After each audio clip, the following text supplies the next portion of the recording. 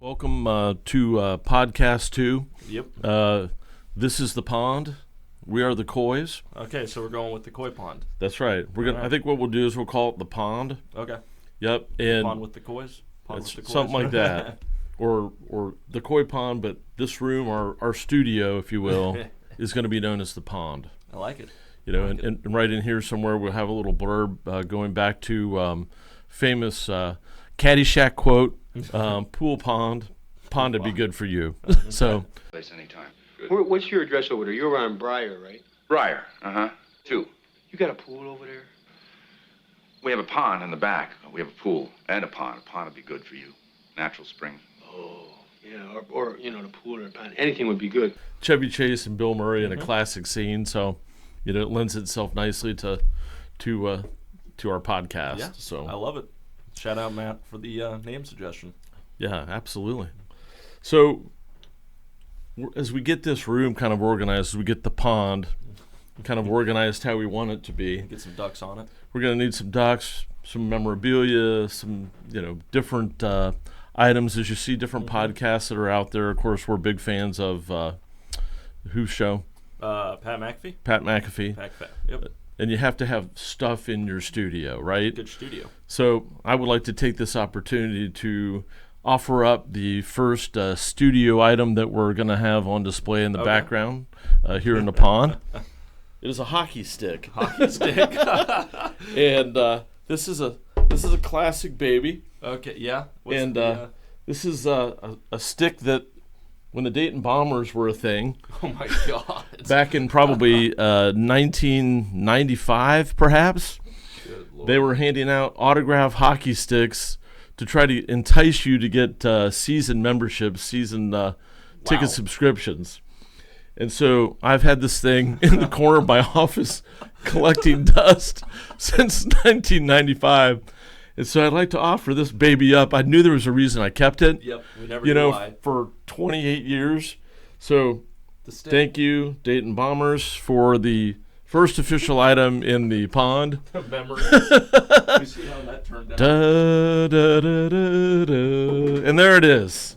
Oh The first personal effect in the pond. So A failed hockey organization hanging up in the rafters. way to hitch our wagon to a great star, huh? Yeah, you know so Dayton's favorite pond, the koi pond. absolutely. Doing what we can. Absolutely. Gone but never forgotten. Never forgotten. the Dayton Bombers bombed, But hey, great stick. So there it is. Wow. So we are in fact in the weekend before Thanksgiving. Yep. But we have determined that we're going to be doing another podcast before Thanksgiving. Try and squeeze one more in. Catch up. We ran a little behind, given scheduling conflicts. Exactly. But we'll see. But so let's go ahead and jump right in with some football stuff. Football stuff as always. Always a good thing. To recap my last picks as of the last podcast, we went 1 for 3. Bears rushing was the only thing I hit on.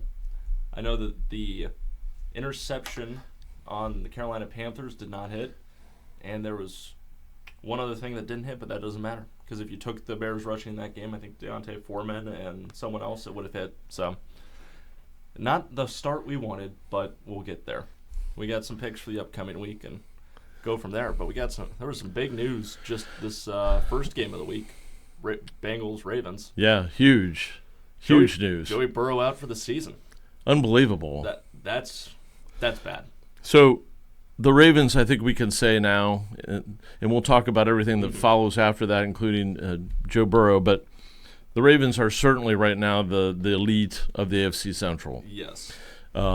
Cincinnati, Joe Burrow. Yep. Now we've got Deshaun Watson. Yeah, gone. And suddenly the 6-3 Steelers are possibly a wild card. Could be. It's AFC North. You look at that's always hard football come November, December. Both the Steelers and the Browns have two very good defenses. The Browns are clearly the number one defense right now. But between the Browns deciding on DTR over PJ Walker. That's interesting, isn't it? And Matt Canada's offense. Yeah. I think the Ravens make out. They're like bandits. But Yeah. one of them's probably going to have to make the playoffs. Yeah. being 6-3. I would hope they don't, but I think they're going to because Yeah. the rest of the AFC has cannibalized each other. Yeah, I really think Ravens, Steelers both ultimately somehow. Yeah. The Steelers, this is a shocking statistic that I saw. The Steelers are the first team to be 6-3 and lead in no statistical category in terms of most rushing yards, passing yards, defense. Right. Since 1940. God. Since 1940. They get out. Their point differential is like something crazy negative because they get beat terribly and they only win by 1 or 2. They are on top of that. Kenny Pickett is 11-3 as a starter in 1-score games. So it defies logic. As a Chargers fan, that breaks my heart. It's shocking.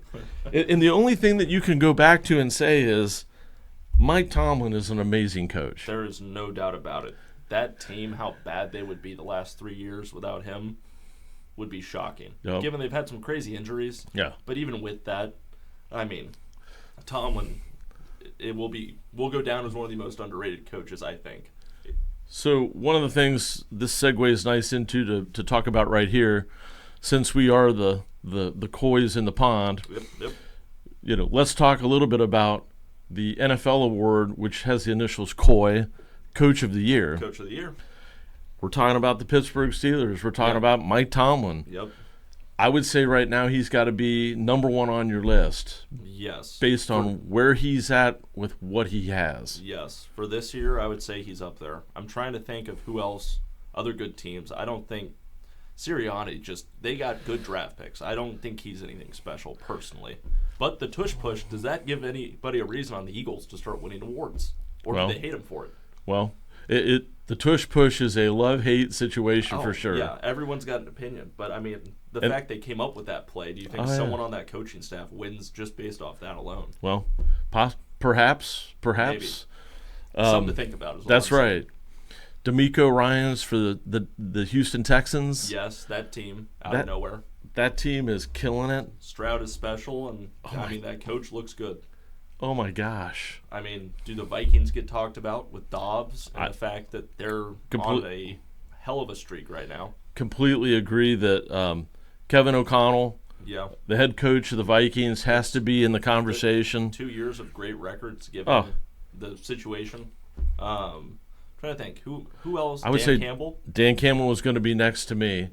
Took it out of your mouth. Yep. Bad. Yep. No, that's good. But the Lions, I mean, and again, these teams have dealt with adversity for years, and they keep finding a way up, finding a way through it. Yep. And they really, it's pretty amazing. I mean, T.J. Hawkinson for the Vikings. Yes. That tight end, if you've watched him the last 2 or 3 weeks, it doesn't matter if it's Kirk Cousins. No.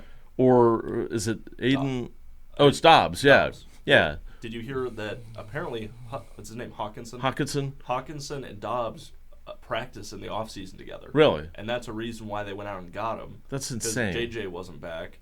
So with Hawkinson, that's why he's been doing so well. It's come out recently that they actually practiced together in the offseason. That's insane. Because they were college teammates. There was some connection. Okay. High school, college, I can't remember. Huh. But Dobbs has been a backup for years. Yeah. And just now getting all this light. And Hawkinson's been great the last few. Yep. He was with the Lions and went to the Vikings. Yep. And they've been training, so I guess that was something no one else really thought about. This season there has been 10 rookie quarterback starters. That's 10. That's wild. So it feels like it's only going to get worse too. Like more and more rookie quarterbacks. Exactly. That C.J. Stroud, the Justin Herbert, Tua. Honestly, at this point, it seems like everyone's looking for that flashy guy. Yeah, and it's hard to remember now. But what's even crazier is like you go back and you look at Josh Dobbs. Everybody thinks Arizona. Yeah. But he started with the Browns. Yep. He was with the Browns at the start of the season. And now without and Deshaun Watson. And now without Deshaun Watson, which is just crazy. But what do? Do they start P.J. Walker? No. That'd be too easy. They're going to start DTR. Exactly. Which I don't. Who they think is a better quarterback than Dobbs. I know. Because they let Dobbs go and they kept him. It's insane. It feels like every year Cleveland gets closer, and then right when they about have it, something comes up and they blow off their right foot. It's not even shooting it. It's a clean cut, honestly. And again, poor Cleveland fans. Yeah. The history of quarterbacks that they've taken and haven't worked out. They finally get a guy who has all the talent, and he proved that last week in that game. He did. And then to separate his shoulder, I think it was. Yeah, and he played through it. He played through it. And yeah. Played awesome in the second half when he had the injury. It felt like he was finally coming into form after a couple years of doubts. Yeah, and then to find out after the game, for anybody that looks at Deshaun Watson and is like, is this guy really hurt or not hurt or whatever? Yep. If he was season-endingly hurt at the end of that game and still went 14 for 14 and won the game against the Ravens defense, it's incredible. It is, and it's hilarious. The city smells like shit. They've got so many stupid little things, and the football team's just as bad consistently, no matter what happens. They could have 5 first-round picks, and that team would suck something fierce. It's true. And I have to say, I don't hate it. Sorry, Browns fans, but God, watching them stink makes me happy. All right. To some sick degree. Yeah. I can't explain it. But there's something about Cleveland doing well in Cincinnati that I don't like. But it is what it is. All right. Well, There's, to each their own for sure. Definitely feel bad. But it's just hilarious to see the same shit over and over again. Yep. But that's the definition of insanity, and they're going to keep on doing it, I think, until sell the team, move the team, something. Who knows? Yeah, and then on top of that, you got now this week, the second week of Kyler Murray being back. Yes. And a game that looked like it would be nothing on the schedule. Yeah, it was Falcons. Kyler Murray against, coming up this week, going to be against C.J. Stroud, right? Yes. And do you know if that's at Texas or is that at Arizona? I'm not sure offhand. I can't remember off the top of my head either. But that will be a game to watch because you would think the Texans come away with that. Yeah. But maybe it's at Houston. So, yeah. I'd lean Stroud, but honestly, who knows? I mean, Kyler Murray back probably gives that team a little bit of life. I would definitely say. The problem is, though, is they don't have many weapons anymore. No. Wide receiver-wise. Right. Is James Conner out? Is he still I think he's back. He's back? Okay, I think he's back. Trey McBride, who is an up-and-coming dominator tight end kind of guy. Mm-hmm. Michael Wilson, who all fantasy gurus have been talking about. Yep. Get him and stash him before it's too late. Mm-hmm. So, I don't know. Kyler Murray might just have enough to bring those guys up with him. Yeah, but that record's bad enough that I don't understand why they'd bring him back in the first place. True. But I guess he still needs the reps. You don't want him coming back next year with 0 reps from the previous season if he could have gotten a few. So. Yeah, only 2-8 going into the game. So I guess it makes sense ultimately, but for the sake of him staying healthy, I'd probably be 50-50 with him. But I'm not a coach, so that's why.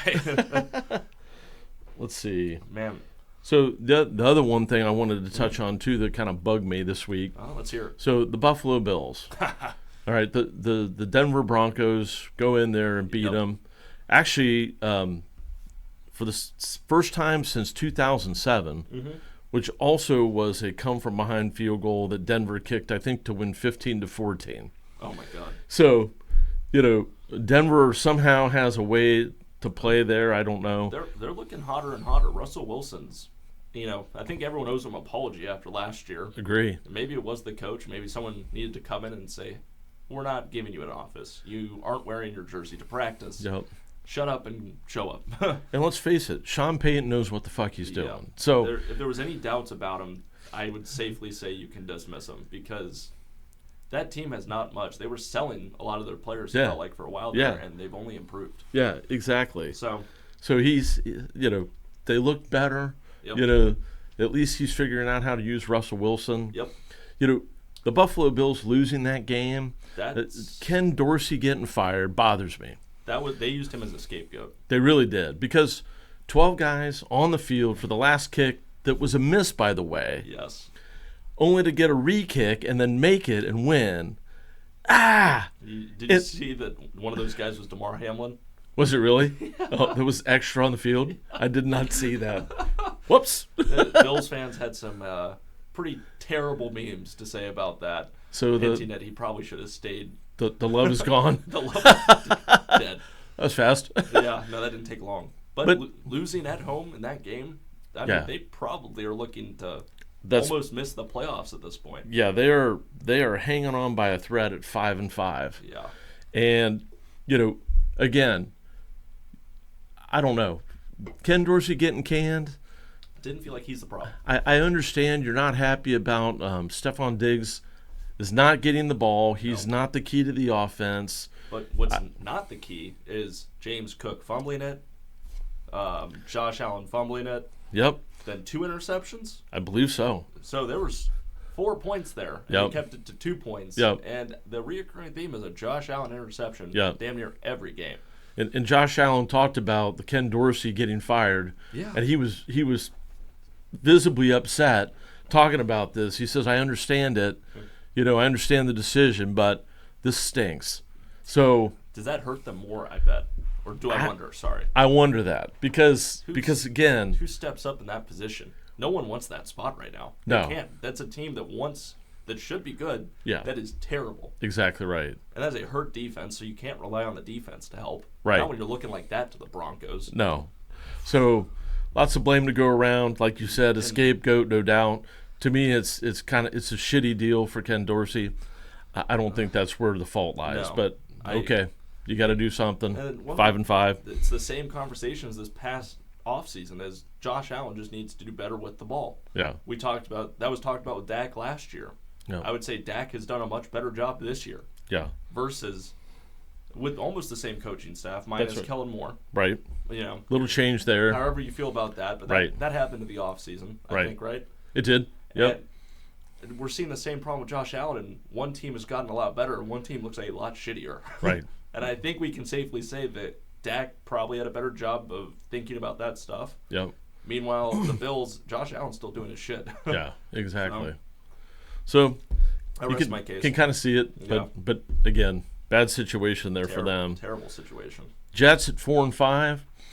Touch a little bit on what's the likelihood that Aaron Rodgers actually comes back, because he says he's targeting a mid-December return. Yeah, I mean, would be a great story, but what do you do there? I mean, you're the guy deciding everything. Robert Salah for the Jets. Yeah. Do you if he says he's good to go, you're at 4-5 right now. Let's say maybe you beat the Bills. Maybe. Unlikely after the Bills will be pissed off this week. You would think.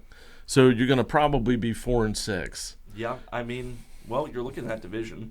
Dolphins probably run away with it now. Patriots will be lucky to get to 4 wins. Mm-hmm. Jets, Bills, at this point, could be looking at the 7 spot, giving Chargers, Broncos, Raiders are kind of all, in their own respect, shitty, but have their moments. Yeah. You have the Colts, Jaguars, Texans, and Titans that are all kind of in the same spot, so they probably only one comes out of that division. Yep. I'm trying to think what the other one is off the top of my head. Fourth, we went over that. Bengals, Steelers. Yeah. Yeah, so at this point, you probably count on not Steelers, the Ravens coming out of that.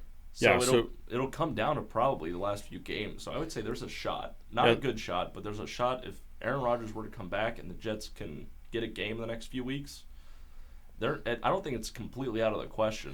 No, I mean they're still on the bubble. They're in the bubble. So they still have a statistical shot. Right. The Colts are ahead of them, the Raiders are ahead of them, Cincinnati's ahead of them, the Bills. So you got 2 that are going down. Yeah. And the Raiders, 2 games in a row. New coach. I don't know how long you're going to be able to ride that. No, not with a backup quarterback like that. I think he's done a hell of a job, but I don't think that's going to prove to be the playoffs. No, I don't think so either. And even if they would have, that's going to be too tough for them. See, and you got the Browns up there, who we're going to see how do they handle things. They've proven they can win without defense. I mean, Deshaun Watson hasn't done much the entire season if you think about it. He only just got hot and they're 6-3. Yeah. So if that DTR guy doesn't throw 5 interceptions a game, they could hold on to it potentially. Yeah. So the Jets at least have a statistical chance. It's all within. I mean, the AFC has cannibalized itself to the point where everyone's within about 2 games of each other still, which is crazy to think about. We thought we'd get this last year, and we're getting it this year. Yeah. So I think there's a chance. I don't know. You'd have to wait till Rodgers is healthy, look at the record, and then go from there, in my opinion. Yeah. But I wouldn't hate seeing him have a game out there. there.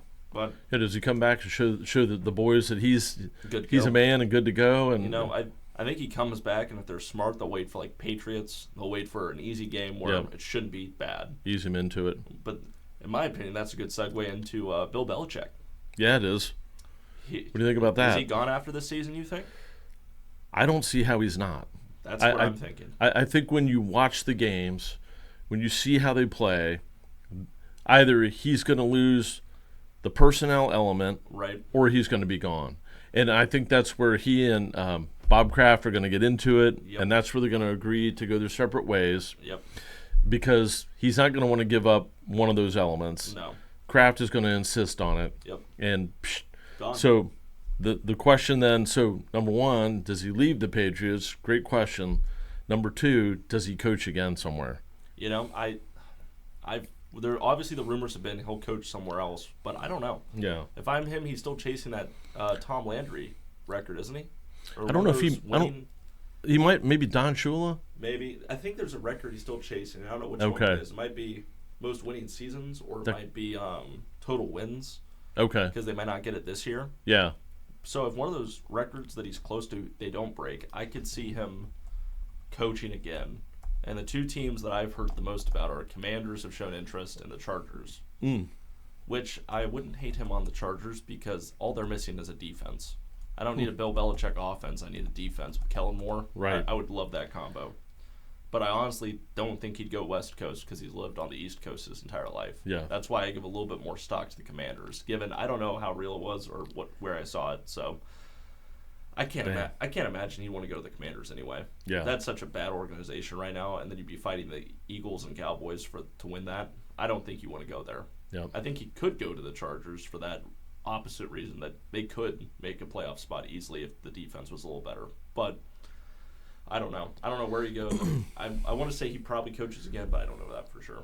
Yeah, so Belichick ranks third on the all-time list for regular season wins behind Don Shula and George Halas. Okay. So he got his 300th win, and now looks like he's roughly 18 and 28 behind the other two. Okay. So he will want to coach again. It seems like he's going to be doing that because if I he agree. wanted to stop, he would have stopped after Tom Brady. Yeah, and I like your thought on the Chargers because I don't see how the Chargers head coach Staley needs stays. To be gone. There's just no way. There's no way. Did you see the stat that came out? No.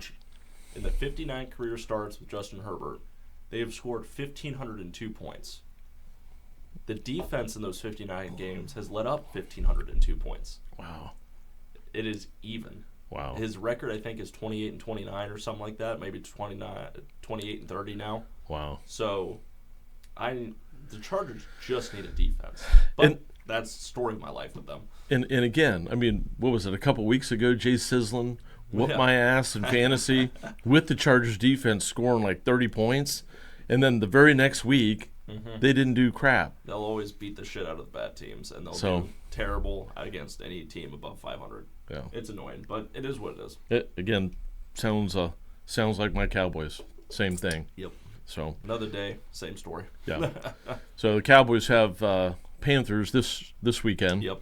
The interesting thing about the Panthers is Frank Reich is the head coach. Yep. And was also the offensive coordinator. Then he relieved that job to who is actually, offensive coordinator by title is. Yep. They did that for 3 weeks. It worked the first week. Right. And now this week they changed back to Frank Reich being the actual offensive coordinator. So that team's a mess. So I don't know what's going on there. No. And apparently the owner of the Panthers is very involved and very. Yeah. Frank Reich, when he made the announcement, did not sound very excited. No. So I don't know what the hell's going on there, but poor Bryce Young, and it'll be interesting to see how they play tomorrow. It will be. Is it at Cowboys? It's at Carolina. Carolina. But Carolina is before they had a team, that market was 60% in favor of the Cowboys, 40% in favor of the Commanders, Redskins at the time. Yeah. So they'll have a big presence there for sure. The Cowboy fans will. The Panthers situation is not looking good. Yeah. I don't think Frank Reich was the right option. I'm getting kind of sick and tired of seeing all these coaches that are bad keep getting new turning jobs. back up. Yeah. Yeah. Give Bieniemy a job. Give some of these other coaches that have looked great jobs, because if they suck somewhere, they're not going to do amazing the next place, in my opinion. Well, and Frank Reich, of course, led one of the greatest comebacks in NFL history back in '92 when the Buffalo Bills rallied against the Houston Oilers at the time Lord. and came out, won 38-35, trailing 35 at the half. Yeah. crazy. And that big trend toward previous player coaches, Yes. but the ones that have been kind of out of the game for so long, like Frank Reich, I think you're probably right. I think somebody more recent to the game, the way the game is being played now versus how the game was played 30 years ago. Yeah. Big difference. Big difference. And he's had, I mean, I don't know who was in charge of hiring quarterbacks at the Colts at the time. Yeah. They went through 3, 4 backup quarterbacks. I mean, Phillip Rivers did the best out of all of them, but then they had Carson Wentz. Then they had Nick Foles in there, and they had Gardner Minshew now. They just drafted AR, but he's gone. Yep. And they had someone else that just was not the answer. So I don't know. I don't know what to think about Frank Reich. He's not doing so hot in recent years. Yep. But only time will tell. I bet he probably doesn't have a job at the end of the season. But what's the point in trying to salvage that team right now? At this point, you might as well just give let him it the run money. its course. Yeah. Exactly. And that owner's new. He's got a lot of money. I think he knows that, and he's just hoping to find answers for the next coach probably. Yep. But I'll rest my case on that. I do have a couple picks for this weekend. I was going to say, fantasy picks, whatever you want to hit next. I got a little sports gambling picks. I love it. My Giants Commanders play this weekend. Or no. Yeah, Giants Commanders play this weekend. I like the Giants plus 9.5. I would probably tease that to 10.5 just for the sake of the Giants have Danny DeVito still. Yeah. And he looks abysmal. But Commanders don't look much better. Sam Howell has been playing lights out. Yeah. And there is Eric Bieniemy, formerly of the Chiefs. Mm-hmm. The guy knows how to put points on the board. Yep.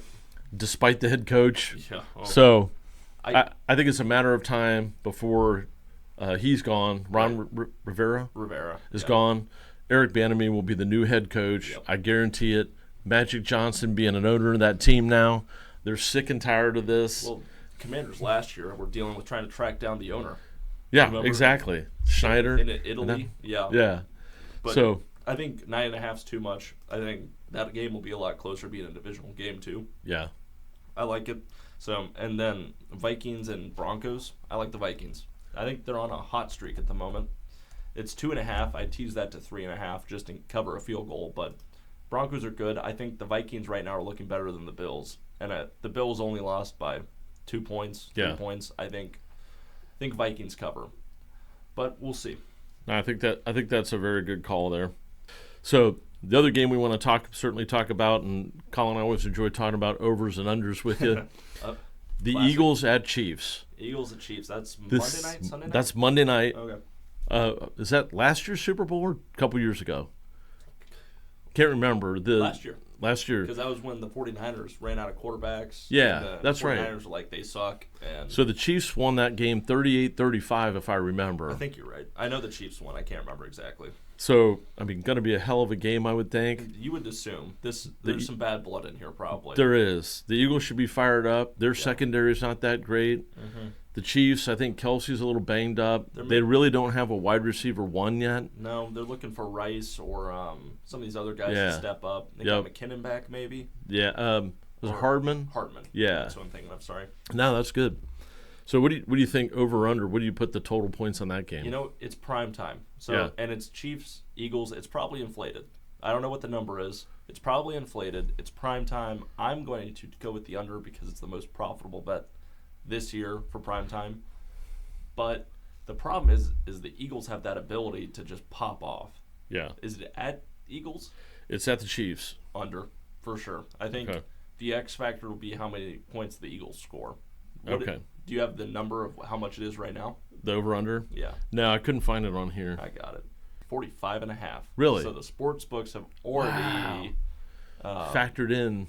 It's a primetime game on Monday night. I don't know. I'm surprised by that. I think that's too low. I'd go over. 45.5. I'm leaning over. Both defenses have been rough. Yes. And again, the last matchup, the Super Bowl, was a shootout. Mm-hmm. You still have Hurts. You still have Mahomes. You do. They both have plenty of weapons. I don't know. I would take the over on that personally, but I think I'm gonna. What do I know? No, I think I'm right there with you.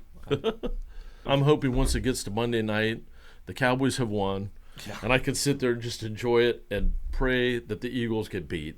Yes. Because the Cowboys desperately need the Eagles to lose to try to keep up. Yes. So. Yeah, I think if we're going to go with a combined koi pond pick for this weekend, I think I like that over. Okay. 45.5. So That's 6 touchdowns plus a field goal basically to get to 45. Yeah. I like that. Like you said, those defenses are banged up. Yep. Those offenses find ways to win. Yep. I think that's going to be a high-scoring game. Me too. That might be one of the few overs. And the only other one recently was Bengals-Ravens. Gotcha. That was set at 46, and it hit 52, 53. Yeah. 54. No, don't quote me on it, but don't sue me. I don't know. But I think that one could hit it over. I might tease it down a little bit to like 42. That way, all they got to do is score those touchdowns because a few of those drives will probably end in field goals. But that could be a high-scoring game for sure. Yeah, I agree. Oh, man. Chargers, Packers. I think the -3 for the Chargers is a sneaky pick, but that's my biased pick, sadly. So I don't know. Where's that game at? It's at Lambeau. I think the Packers have lost their fan base a little bit, and even with the Chargers' shitty-ass defense, I don't think Jordan Love can put up points.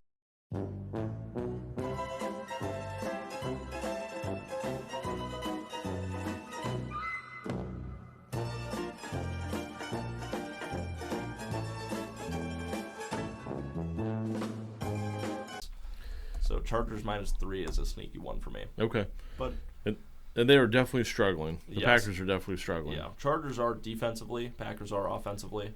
I think that Chargers offense runs down the throat of Packers. So I think that's the key differentiator there is Justin Herbert versus Jordan Love. Their ability to score is much easier. Yeah, and I don't think there's any question who's a better quarterback. And it feels like the coaching. I mean, given Chargers coaching's abysmal right now, Yeah. but they haven't struggled offensively. The Packers have struggled just with personnel in general. And Herbert, didn't he have the injury that now is all healed up? It should be. So I think didn't see he's the Lions game. I think he's totally off the injury report. Perfect. Yeah. So a healthy Herbert would be the difference maker. Yeah, I think. I think Chargers win that game. So all right, cool. We'll see. All right, fantasy football, real quick. Yeah. I went 1-3 last week. Oh. Lost my money league again. Trevor Lawrence I thought he would play a good game, and he got just thrashed by the Niners. That team seems to be struggling, but I don't know why or how. So, a lot of discussion about Trevor Lawrence making bad decisions with the ball. Yep. He said holding the ball too long and then strip sack kind of stuff. Yep. But they just look really out of sorts, and I'm not sure that their offensive line play has been what it was. Right. So I don't know if they've got an injury there or something. But that was my killer starter last week that took me down. So I get that. Trevor Lawrence should be a lot better. Calvin Ridley should be a lot better. yes. That's a bit of a bust recently. Yep. But NTN struggling again Yeah. because the passing game is struggling. Did they lose Chark too? Did he get hurt, or am I don't know if he did or not. I don't pay much attention to the Jaguars, Yeah. but hopefully they figured out they're 6-3 too, aren't they? I think they are. That's a team I did not expect to do that, and they might be showing their true colors after the 49ers, but we'll see. Yeah. I don't write them off. I don't No. think I pay attention enough to them. Yep. I really expected that to be a battle between those two, And I thought the Jaguars had an outside shot to win it. Niners coming off of 3 straight losses were pissed, I think is what the separator was there. Yeah, definitely. But I went 2-1 fantasy, Nice. lost to you. I left Brandon Cooks on the bench. Tragic loss, but it's okay. We won in the other leagues, so. Yeah, a couple weeks ago, we couldn't get Cooks to get another catch. Yep. Then this week, it does get hard to predict. It was just like, for me, the Texans saved me this week because I had several bye weeks. And so I had Devin Singletary playing. Right. And I also had Noah Brown playing. So I got 2 massive games from both of those. So that saved me in our father-son league, I think. Oh, yeah. So good for you. right on. Let's hit a couple quick local ones. Yeah. One is that FC Cincinnati plays this coming next Saturday, the 25th. Right. And that's their playoff game after they won the shootout over New York. Nice. On penalty kicks, 8-7. Good Lord. So they'll be playing at TQL Stadium in Cincinnati. Nice. Great venue if you've never been there. Definitely get down there Amazing sometime spot. and check it out. They're playing against Philadelphia, so good luck to them coming up. Of course, we love local soccer, local footy. And let's go ahead and we're recognize our Miami of Ohio Redhawks. Yep, winning the MAC East. For a huge win over Buffalo this week on Wednesday night, donning the spectacular all-red uniform, which I thought was awesome looking. Spread Ox hit again, baby. Yep, so 23-10 there. They play Ball State this next Saturday, and ultimately they play Toledo for the MAC championship. That'll be a rematch at Ford Field on December 2nd. Yep. So hoping they pull it off. So that's pretty awesome. It's glad to see Miami back doing well. It is. First year they beat OU and UC in the same year in quite some time from what I remember. So which is just crazy, right? It's wild. And I don't think we'll see that for a very long time after this year, only because UC's back in the what's it called now, Big 12? I think so, yeah. So they'll get recruits, they'll be fine. But we're going to take these in stride and never let anybody forget that it happened while they were in the Big 12. That's right. Yeah. Yep. What else you got? Anything? Lordy Lord. We hit a bunch of stuff. We hit a lot of football. Trying to think. I can't think of shit. Okay. I got just a couple reports to come back with, adventure type stuff that you might want to look into. Yes. But first, I want to just recognize that today's episode of the Koi Pond is brought to you by Collin's Collision Center and 24-hour towing. We buy unwanted cars, located down around Maysville, Kentucky. So shout out to the wonderful people at Collins Collision Center and 24-hour towing, and thank you for your sponsorship. Yeah, Dayton, Cincinnati. That's right. The podcast likes to cover the locals. Oh yeah, and then also want to give a shout out to Rudys Pub. Yep. Rudys Bar in the ghetto, basically down off Brown Street in UD. And Aaron for killing it down there at Rudy's. And also happy birthday. It's her birthday. Happy birthday. So close out with just a little story about my adventure this morning. All right. Little bottle of bourbon back here. If you've never heard of Pogue, Pogue is from Maysville, Kentucky, and just across the river from Ripley, Ohio. And this distillery, it's phenomenal. I mean, the grounds, like where the original distillery was, like right on the river, like the city of Maysville, Kentucky played like a huge role in like prohibition and like a way to get alcohol back in the day when it was illegal. So if you're ever looking for, obviously the Bourbon Trail is one thing you probably heard a lot about in down around Louisville, Kentucky. But one that you may not have heard of is in Maysville, Kentucky, the old Pogue Distillery, located on the same grounds where the historic H.E. Pogue Distillery was located and drew its water from the Ohio River. I bet that was tasty. The Pogue family owns the distillery today and proudly produces small batch rye and bourbon whiskey using the same ingredient combinations and methods found in the recipes from their ancestors. Very nice. You ever get a chance and want to go check it out, this place is open from 10 to 4 on Saturdays. They have tastings and tours, and it's kind of the historic Maysville area, which is a beautiful little, all decked out right now for Christmas, little town. It's about an hour and 50 minutes from here. But highly recommend checking that out sometime. Oh, yeah.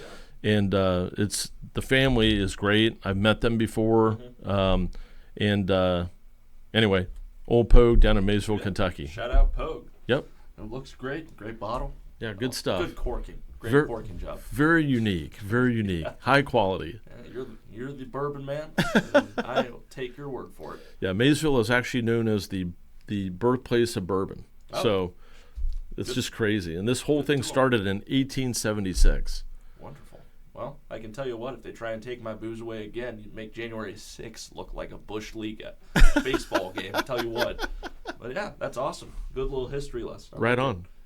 Yeah. All right. Well, I think that's all we've got, huh? Got any stocks you needed to cover this week? Save that for next week. Nice wrap up. All right. Same way we ended it last time. Appreciate that. Thanks for the reminder. So Bitcoin, has been staying around the 36,007 range. Hanging in there. A lot of people last week, because of anticipations of ETF adoptions, thought that it was overblown, the rally to about 3,700. thought a pullback there was going to be in order to the magnitude of like 35,000. Oh, wow. So quite telling that the Bitcoin has stayed around that 36.5, 36.7 level. So maybe there's something more to the recent rally than people think. Might be. And then UEC, Yep, it's still chugging along, I think. above 6, probably around 6.25. Yep. Just phenomenal. Love so it. wish Hold I'd have bought on. more. You So know, it's all right. Yep. Once it goes to 100, we'll be safe. there you go. All right, well, Well, I don't have anything else. I think that's it. Yeah. We'll be back probably midweek at some point to do a little pre-Thanksgiving podcast. Yep, we'll have a pre-Thanksgiving, and we'll go from there. This should be coming out Sunday the 19th, but we'll see. We'll see if I can get motivated to do it. I think we can pull through, so these picks can make everyone money come tomorrow, but we'll see. Right on. Sounds All right. great. Well, I think that's episode 2's a wrap. Adios, amigo. Yeah, stay classy, Dayton.